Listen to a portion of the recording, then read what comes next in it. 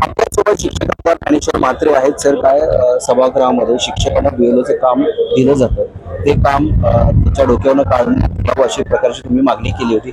एकूणच काय शिक्षकांना अशा प्रकारचं काम दिलं जातं त्याविषयी काय सांगा. सध्या 10वी आणि 12वीच्या परीक्षा महाराष्ट्र राज्यामध्ये सुरू आहेत आणि अशाही परिस्थितीमध्ये आमच्या शिक्षकांना, सर्वच शिक्षकांना बीएलओचं काम दिलं जात आहे आणि वर्षानुवर्षे बीएलओचं काम शिक्षकांना करावं लागतं. यामुळं शिक्षक बऱ्याच दिवसापासून हे शाळेच्या बाहेर जातात. त्या शिक्षकांना शिकवण्याचं काम सुद्धा पूर्ण करता येत नाही. परिणामी विद्यार्थ्यांचे शैक्षणिक नुकसान होत आहे आणि याकरता मी 2 ते 3 वेळा या अशैक्षणिक कामातून शिक्षकांची मुक्तता व्हावी याकरता प्रयत्न आपण केला होता. शिक्षकांना शाळेत शिकवण्याच्या बरोबर या बीएलओ कामाच्या बरोबर बरेच ऑनलाईन कामं आहेत, अन्य कामं आहेत.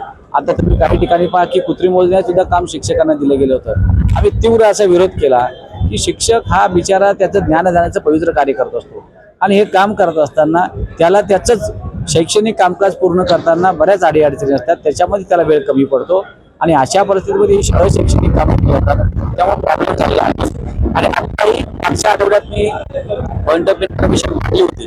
ती पॉईंट ऑफ इन्फॉर्मेशन मांडल्यानंतर सुद्धा तहसीलदारकडनं किंवा कलेक्टरांकडनं आयुक्तांना सुद्धा, म्हणजे नगरपालिका महानगरपालिका जिथे बीएलओचं काम लावलं त्यांनी थांबवलं होतं काम ते, परंतु त्यांना अशा सूचना दिल्या गेल्यात की तुम्ही जर का शिक्षकांवरती जे बीएलओचं काम स्वीकारण्यास मज्जाव करत आहेत अशा शिक्षकांनी जर का काम स्वीकारलं नाही तर त्यांच्यावर गुन्हा दाखल करा.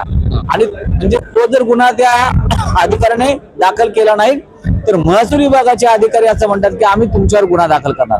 म्हणजे अशा प्रकारच्या धमक्या शिक्षकांना अधिकारी वर्ग देत आहेत, हे अत्यंत चुकीचं आहे. सभागृहामध्ये तुम्ही मुख्यमंत्री समोर असताना प्रश्न उपस्थित केला होता, काय उत्तर दिलं एकूणच त्याविषयी? कालच माननीय मुख्यमंत्री देवेंद्र फडणवीस साहेब सभागृहामध्ये उपस्थित होते आणि ती संधी घेऊन मी पुन्हा एकदा त्या संदर्भात सभागृहामध्ये पॉईंट ऑफ इन्फॉर्मेशन मांडली. माननीय मुख्यमंत्र्यांनी सुद्धा त्या ठिकाणी मान हलवून प्रतिसाद दिला की आपण तात्काळ कलेक्टरांशी बोलू आणि शिक्षकांचं या 10वी आणि 12वीच्या कालावधी कोणालाही बीएलओचं काम दिलं जाणार नाही, तसं त्यांच्यावर गुन्हा दाखल केला जाणार नाही, असं त्यांच्याकडनं सकारात्मक प्रतिसाद दिला. त्याचबरोबर माननीय सर्व कलेक्टर्स असतील त्या कलेक्टरांना सूचना द्या, त्यांच्याशी बोला, असे मी त्यांना विनंती केली आहे. धन्यवाद. तुम्ही आमची संवाद साधल्याबरोबर शिक्षक आमदार ज्ञानेश्वर म्हात्रे. मी गुणवंत दंग, DRV न्यूज.